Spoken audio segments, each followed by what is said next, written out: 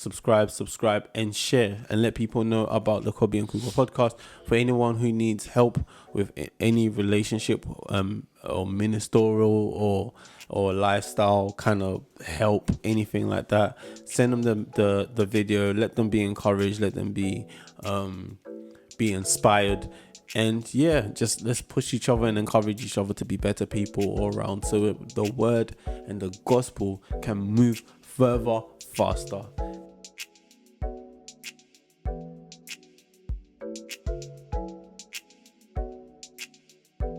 Hi and welcome back to the Kobe and Kuko podcast. Back in our living rooms.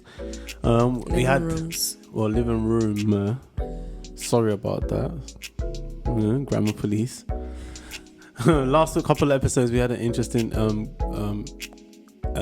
day with our church where we had a live Q&A session, and we just had a live podcast session. It was really, really cool. We had a lot of positive feedback and a lot of people wondering when will be the next one. So we'll be letting you guys know when the next one is, and then we'll be letting you know early for an advert or whatever it is, and then hopefully we can see you there. You can join us, and we can have a good time. All right, but before we get into today's topic, I've got an interesting question. Okay. All right, someone said, I'm going to paraphrase the question. All right, someone was asking, you can read it directly so that they know it's their question. It said, hi Bishop, I've got a question. It said Bishop called me Bishop here. I've got a question for you for the podcast, which I would like to get a direct answer for. How do people in long distance relationships share love, intimacy, and emotions? Emotions.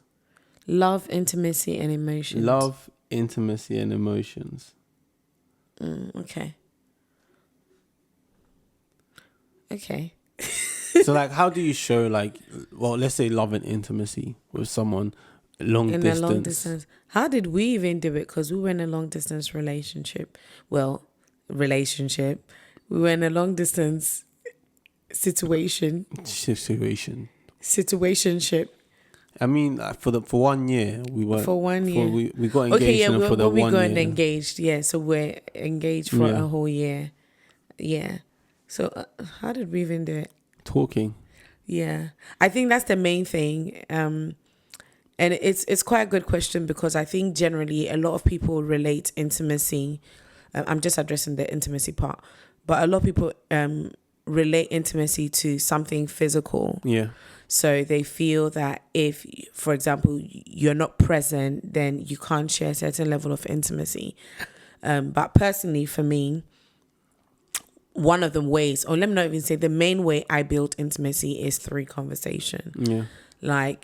I feel very much connected to you when we talk a lot. And I know I have a bad habit. I talk about work a lot. I talk about very serious things a lot.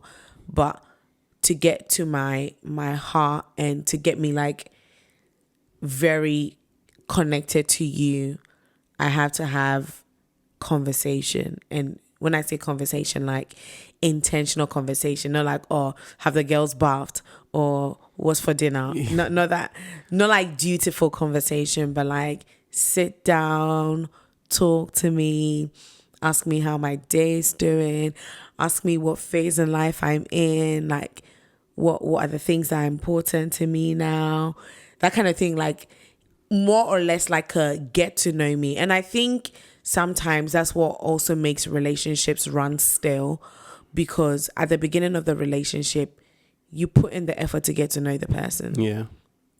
You put in so much effort, and you do that by asking simple questions like, how was your day? And so what are you doing now? What things are important to you? How's the project that you're working on? Yeah. But when the relationship is official, I think, and maybe it's a men's thing, I feel like sometimes when men get the prize, so in this context, if it's a marriage, when they get the prize, they stop chasing, if that makes sense. It's not just a men's thing.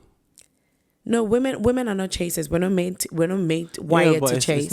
It's not the same effort that you put in to be chased. It's the same effort you put in when you're in the marriage. No, we don't put in effort to be chased. You guys just like the chasing. No, that is definitely not true. That is 100% No, not I'm true. saying generally speaking, when it comes to a chase, the man usually does the chasing. Yeah, But we don't put in effort to be chased. What? I think it's just because men like the chase. No, okay, so this is what I'm saying. Yeah. There are things that men do that makes it clear that we're after a woman. Yeah. Yeah, but there's things that women do that makes it clear that I'm interested. Yeah, that's what I'm saying. Yeah. Certain jokes that aren't funny, you laugh at. Certain times where no, you know that you're going to bump into the person, you dress up a little bit more. You do little things that will attract the man to you. Do you know what I mean? Yeah. So you want to be chased. You want to be chaseable. Am I lying? Yeah, I get that. Exactly. So there's certain things that you do in order, like little flirts and little things that you say and little hints that you drop and things like that. When you do those things, when you get married, you also have to continue those things as well. Drop little hints, do little things, dress up nice once in a while, like do something. So in the same way you want the man to pursue, and I'm standing up for the men here. That's the reason why I'm saying. In the same way that you want a man to say, okay, cool, why are you not pursuing me the same way you pursued me? It's like, why are you not making yourself pursuable the same way? You come home, you're not dressed up, like, you do something romantic. Make me, like, chase me up the stairs or something like that. Do you know what I mean? But yeah, so it goes both ways. I totally get that. Anyway, I agree. Back to the question. Back to the point. So building intimacy, number one, is a lot of conversation, a lot of talking, a lot of getting to know each other, and the fact that you're always changing as well. It makes conversation always interesting. People don't always like the same thing now as they did like 2 months ago, or 3 months ago, a year ago. So as you're talking, you've learned something new about each other every time. So I think it's something that would be really, really nice if you continue. And keep in mind that soul ties aren't just built from sex. Soul ties are also built from having conversations. So I mean, anything, that's why it's called a soul tie. So anything that feeds into your soul exactly is a soul, like could tie your souls together. So besides communication, I think another thing that you can intentionally do in long distance is to bring them along in your day. Don't wait till the end of the day or a specific time of the day like a summary to catch up. Like, bring them along. If you're married, if you have to take them to the shower with you, carry the phone to the shower and take a shower. I think I did that a few times when we were in Ghana. That thing was so annoying. Annoying. Yeah, it was so annoying. No, because you're just watching, you're just like, oh, I just want to be there now. Something, isn't it? It does build something. So I would just like take the phone to the shower with me. Like, I would bring you along in my day and not wait for a specific moment to catch up on. Yeah. I remember our old. I'm going through our old WhatsApp messages and stuff like that, and we talked to us like so much nonsense. What are you doing now? What's happening now? Yeah, that's what I'm saying. Yeah, so I get it. It's just bring them along in the day. It doesn't have to be the most important things, because mind you have a challenge, which is distance, and the things that normal couples would get to do on a daily basis together, you don't have the luxury of that. So take advantage of your phone and bring them along in the day, throughout the day, not at the end of the day. And one more thing that I was going to say is, okay, so be intentional about surprises. When I say surprises, it's like little things that you can do that they wouldn't expect you to do. Be very intentional about it. I remember... Are you going to talk about the cake? Yes. I don't even know why that came to your mind, but I remember it was your birthday. It was not my birthday. It wasn't your birthday. Okay, maybe I just felt like eating cake, but I must have felt like eating cake. Yeah, maybe that was it. But instead of like just ordering a piece of cake. Okay, that's what it really was. I felt like eating cake because I had that cake at someone's party and the cake was so good. So instead of just ordering the cake to my house, I was like, okay, let me try something cute. So I made them put a writing, like they wrote on the cake, celebrating Pastor Kobe. Yeah. So they put that on the cake, and then I called him and I was like, oh babe, see, like this is what I did. And then I just showed him the cake. I was like, I'm celebrating you today. Like there was no agenda or anything like that. I just really wanted the cake, and I thought, let me just put a nice twist to it to kind of like surprise him and just something cute. So be intentional about like things that you can do that would put a smile on their face, because you don't have the luxury of proximity. Yeah. You know what? I actually thought that you thought it the other way around. What? That it was, you were thinking, oh, I want to celebrate him. Let me order some cake. And then later on, I found out that you wanted some cake, so let's just sell it. Let's find a reason to have cake. Either way, And I then brought you into the I remember picture. when I came to Ghana or something, or you came here, Yeah. and I was just like, oh, so where's my piece? I thought you would have saved me something, and you're like, nah, everything gone. No, but I was just like, let me make something cute out of this moment. But yeah, so just be really intentional about and I can't underestimate the power of like being together. So if there's something that you can do to get you to be in the same location, even for a short while, please try and do it. Don't get comfortable in the distance that you don't even make the attempt to see each other. So if you're in the position, like financially, book a ticket, take some time off work and go and see them. It does make a very big difference. Yeah. That's if you're in a position financially. Yeah. Don't make rash decisions out of emotions and, oh, I miss them and so on and so forth. Think rationally. If it's a thing of waiting, then wait, and then, find the best time for both of you, because eventually it will happen. If it's God's will, it will definitely happen. Anyway, over to you. Today we're talking about... So today we're talking about things that make you a great partner. So what makes you a great wife? So I would be speaking for the women. Oh, so wait, you're speaking... So things that make you or makes you a great husband, or what makes you a great wife. Would it be interesting to do that all the way around? I mean, we could do that at some point. So either way, it doesn't matter. Okay, wait. Let's do it this way. You pick one, I pick one, and then we switch it around after. Yeah, it doesn't matter. All right, cool. Go for it. Okay, so I mean, speak to the ladies and speak to the men. Speaking from a biblical perspective, one of the things that makes you a very great wife, and this is not like for girlfriends or anything like that, wife, is your submission. And I know there's this big issue about submission, and people are asking, how do I submit to a man? I don't know how to submit. He's not worth submitting to, and all of that good stuff. I mean, submission if it wasn't worth submitting to, why would you anyway? I mean, why would you? That's what I'm saying. Like, so I was even going to get to that. Like, I think by the time you're asking that question, you should have asked yourself that question in the beginning before getting married. Like, do I see myself submitting to this man? Because you are required. It is a requirement. God requires from you to submit to your husband.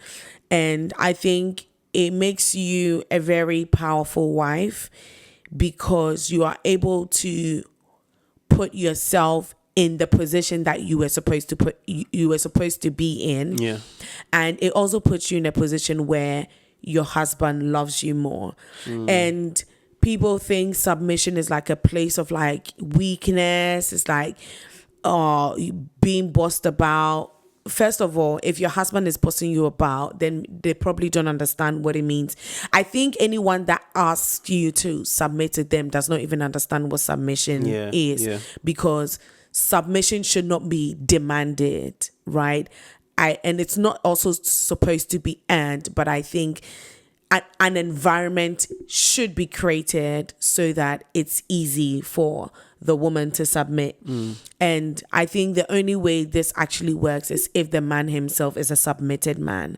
You can't ask for something that you don't give. And the man has to be submitted firstly to God and also to an authority. Anyone that's submitted will know how to position themselves to be submitted to.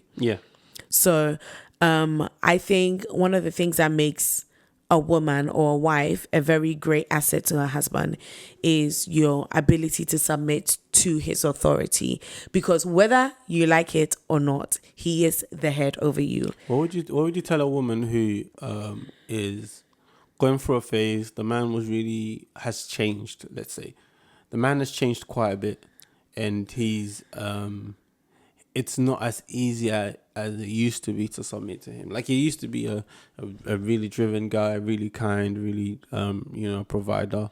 And but maybe he's gone like lazy and sluggish. He's gone a bit more lazy. He's gone sluggish. Maybe life has happened to him. It's not his fault. It's not like he was always like that. Something's happened to him and it's caused him to be a bit different. You're the one who's going out to work and bring the money. Yeah, he's not, that's a really, really good point. How do you submit to someone? That's really good, because I think it's one of the things that has contributed to the failure of a lot of marriages. Where the woman is now seemingly taking the role of the man. And she's having to, quote unquote, wear the pants. In the relationship. How do you submit and wear the pants at the same time? And I think the way to navigate that is to understand that relationships, especially marriages, are seasonal, is in seasons. And one person will not have it together all the time. I think just having that understanding of that and accepting that there are seasons in marriage. Sometimes one person is on top and the other time you're so dirty. Oh my gosh. Sorry. Yeah. What are you saying? If you're not married, we apologize. We really do apologize. Oh, come on, man. Ain't no way. Anyway. Anyway, so what I was saying is, sometimes someone will be on top. It changes. The seasons change. And it's a wise woman who understands that seasons change. And so it doesn't necessarily define your husband. If it's lasted for a long period of time and he's not doing anything about the situation, he's not doing anything about it at all, I think you have to go to, because he was submitted before, and I would expect that he has authority that he submits to. I would expect you to go to the authority that he submitted to. I think that's why it's also important to have a think about his mindset about submission and how he submits before you submit to him. There's a few things that you have to understand, and the first few things that you have to look out for. People that he submitted to. His pastor is one that my wife mentioned. His parents. How does he submit to his parents, or a mentor? Someone that he looks up to. People, how does you he both submit respect. to them? And when he submits to them, then he just shows that he understands that this is the kind of person you need to be in order for you to be submitted to. And this is how, as someone who's submitted to someone, how would I want to be treated? And that way you treat your wife in and that I think the other way. thing as well is, if he's in the season, the Bible has so many answers to life's problems and life's questions. And you'd be surprised how God will open your eyes to the state of your marriage when you go into the Word of God. And I think sometimes when we want to fix a problem, we always want to fix it in the other person, because we feel like they are the problem is emanating from them. But when you go through the Bible, the Bible is like a mirror. So when you go and read the Word of God, you really do see yourself. And when you go back to the Word of God, you would see everything that God requires of you to submit. You don't submit because of what people do. You submit because of the authority that they're in. And that's just biblical. If you try to submit based on an earning, like what he does for me and what she does for me, you're always going to have problems. And that's why people can't even submit to God, because they have this relationship with God where it's like he has to do things for me. Yeah. And so when God is not moving in your life or working in your life the way that you would want him to, or he's not answering your prayers, you feel like this is a lot, I can't do this Christianity thing. Also, it also gives you perspective of the kind of thing that his goals and what he wants to be like. Yeah. Because the person you submit to is a person obviously you want to get something from. Yeah. If you're submitted to someone who is always talking about money and how to make money, how to generate income and stuff like that, you know that this person, if you get with them, then they really want to get the same kind of thing. If they are submitted to someone who's very spiritual, who prays a lot, who's very, Christ centered and ministry centered, then you know that this person. So if you want to find out more about your spouse and what they are like, or not spouse, but your boyfriend or the person you're going to marry, look at the people that they're submitted to, look at the people that they follow, and then you'll find out a little bit more about themselves and what their goals will be as well. So my first one to the men will be one thing that you need to keep in mind is that being the head of the house, it's not a position of, how do I put it? It's not a position of, how do I put it without saying, it's not chop, you don't chop post. It's not like you just stay there just to enjoy yourself. Yeah. It's a place of sacrifice. Being the head of the house, it's not a place to lord over people. It's not a thing to,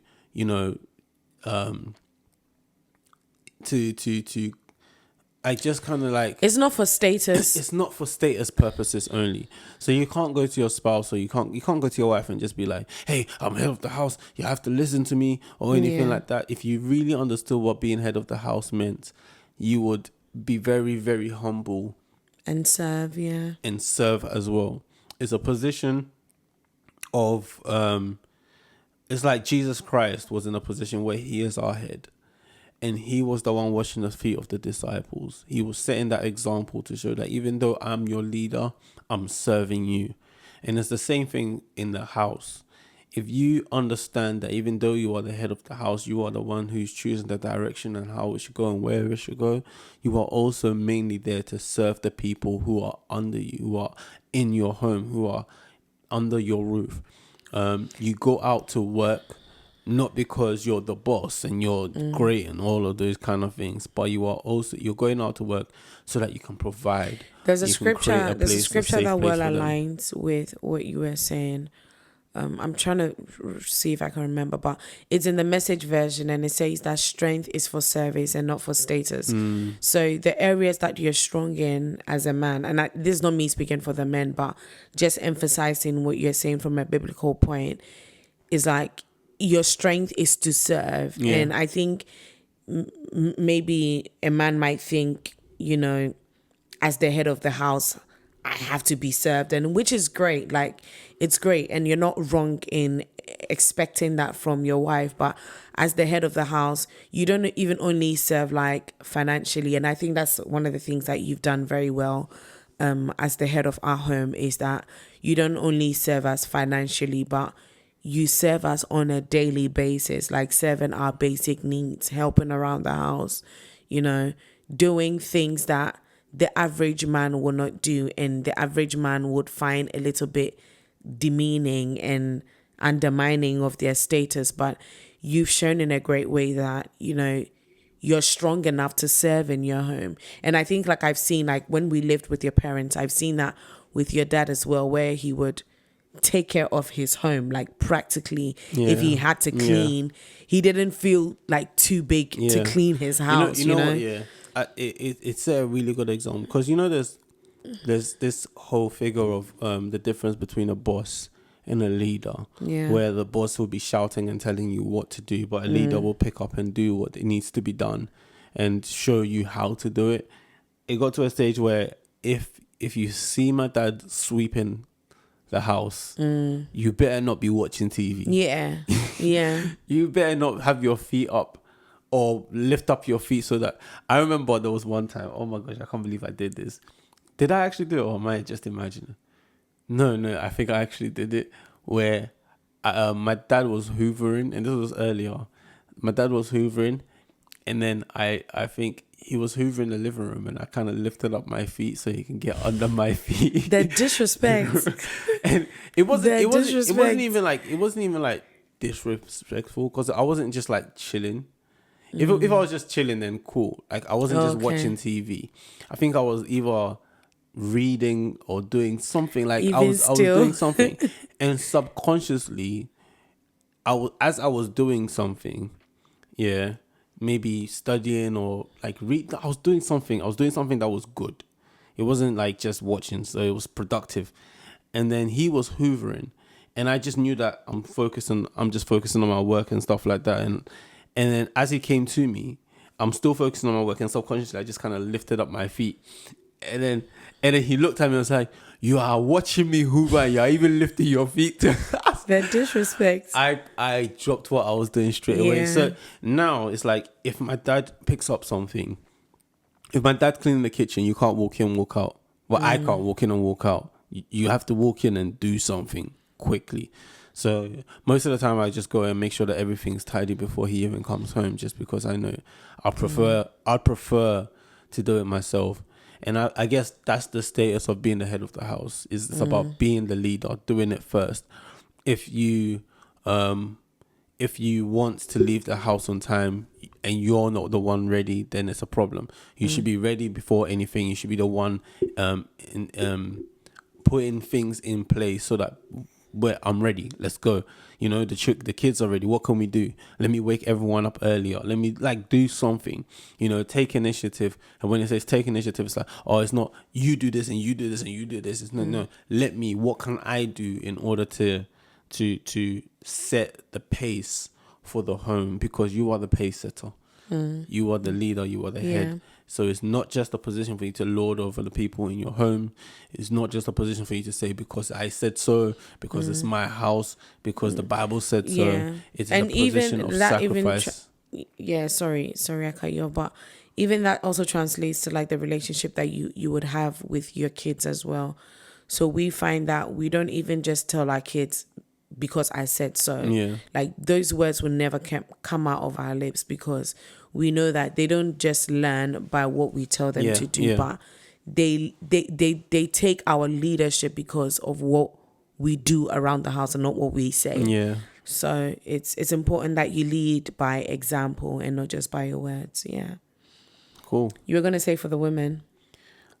Yeah, but it's your turn. You're gonna. No, you just go. I want to hear you first. Okay, for the women, what I would say is treat your love has to be catered to your spouse or tailored to your spouse. All right.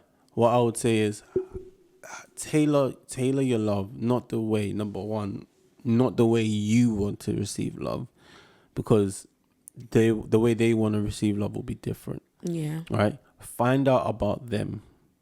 Find out about what they need. Find out about what they would like, and tailor your love, your relationship, and what you are providing for them and giving to them and serving them with, based on what they need. There's going to be times where they just need some affection. Sometimes they need someone to just talk to, someone to hold. You know, I know there's been so many times that I just felt like that. And then like sometimes when I'm at work and I can't take any more instructions. Like I just can't take any more instructions. So I come upstairs and you're upstairs, and then I just kind of just like either climb into the bed or something like that. And I just need a hug, you know. At that point, at least once a day. Do it? Is it often? Yeah. Like every day at some point. Okay, no, when you're working from home, of course, if you're not working from home, that's fine. But when you're working from home, the moment you move to my side of the bed, I know, the covers are going to go off. You're going to take my laptop out of my hands, my iPad, and then you're just going to get a snuggle. I think when I'm at work, I'll just go for a walk. I can't take any more instructions. I can't think for a while. Like I go blank, you know, and I just need a hug, you know. And at that point, if like my wife comes to me and is now also giving me instructions, then it's not the right time. Do you know what I mean? It's not the right thing I need at the moment, and you might get backlash, but it's not that I'm angry at you, but it was just the timing of what I needed wasn't there.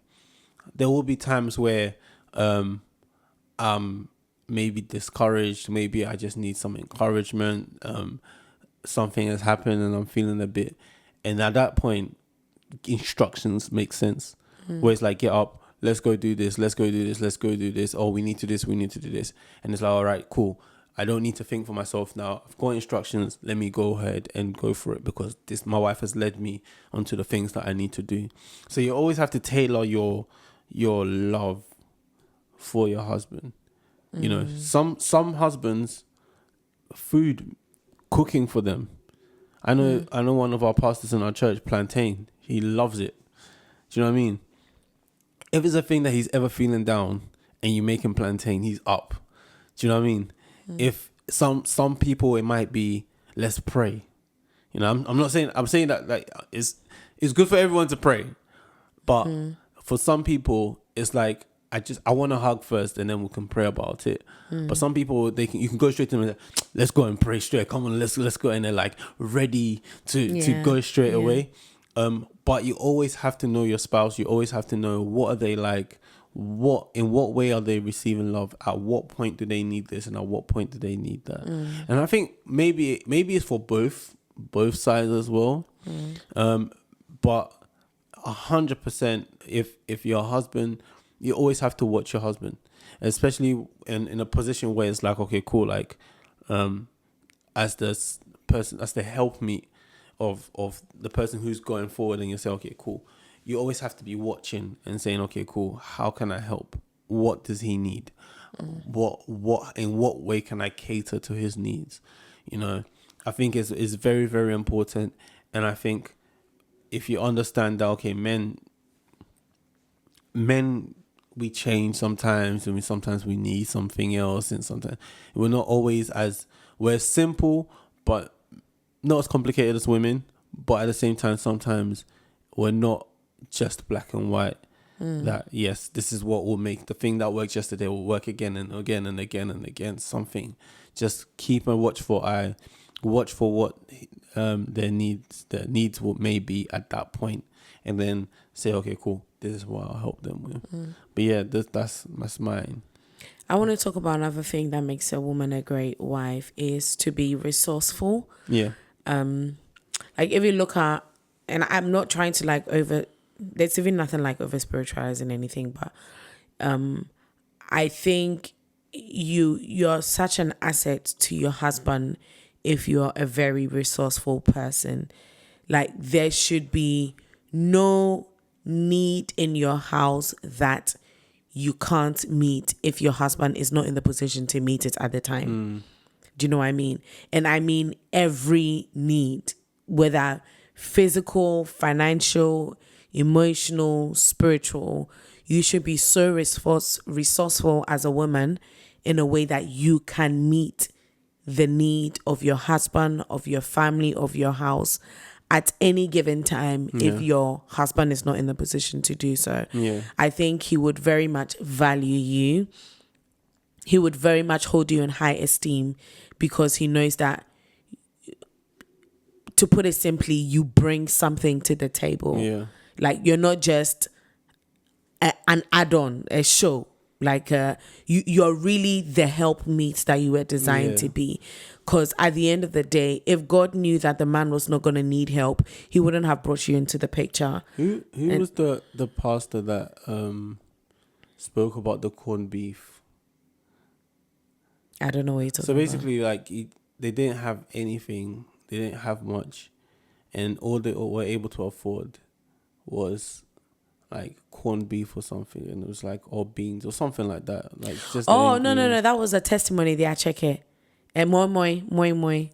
Yeah. Yeah, no, that was a whole testimony. So basically, she ended up being a great businesswoman from that because, they didn't. Not that one. I know which one you're talking about. I think we're confused. But anyway, like I guess the point I'm making. Let me finish mine first. Basically, all he could afford was a little, and he was like to his wife, like this is all I have, basically, right? This is all I have. Just here you go. Like I'm doing my best, and the wife understood that he's doing his best. So he went off, and all she could buy was like corned beef or something like that, and then she ended up making like corned beef stew, and found somewhere to get some rice, and then served him with rice and corned beef stew, and he was so surprised. Like he was like, I give you just a little bit of money. He was like, and just that feeling of okay, cool. Like my wife can multiply what I've given to them.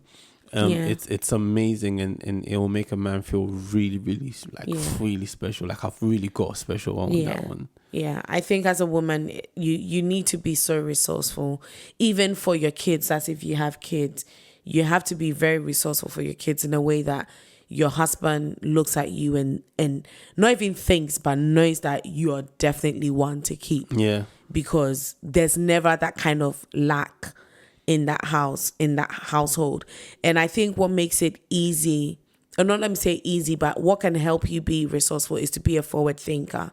If you're always living in the now and present, you're always going to be caught off guard because something's going to go off. Like the nature of life and just the way we live, something's going to go wrong.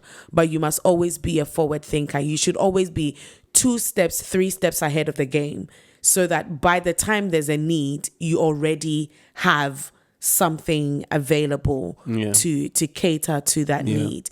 If it's food, if it's even spiritually as well, like you should be building yourself up spiritually in a way that should there be a spiritual need, like when there's a situation in the house and you know there's not much support, not even support per se, but maybe the situation has affected your husband directly, and in that very instance he's overburdened by the situation. You should be in a position, because you have built yourself up in the spirit, you should be in a position where you just step up and, you know, intercede on the behalf of your family.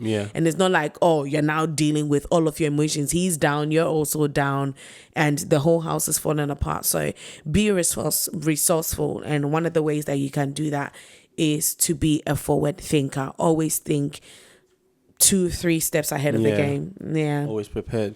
Yeah. Oh, that's actually quite interesting. I actually enjoyed that one. But thanks again for joining us on our podcast. We do enjoy it, and we do have like such a wonderful time just speaking to you and interacting with you after and before the podcast. Anyone who comes to us just to say hi, just to ask questions, sends us their questions. Continue to send us your questions on Instagram. We'll be happy to answer them, or whatever means you want to contact us. And we've got quite a few questions from the live show as well. So we'll find some time and just address some of the questions as well. But if there's anything else you need, just let us know, and we'll be really, really happy to just get in touch with you. All right. Hope you enjoy. Thank you so much for your time. This is all we have for today. Stay blessed, and we'll catch you guys next week. Bye. Bye-bye.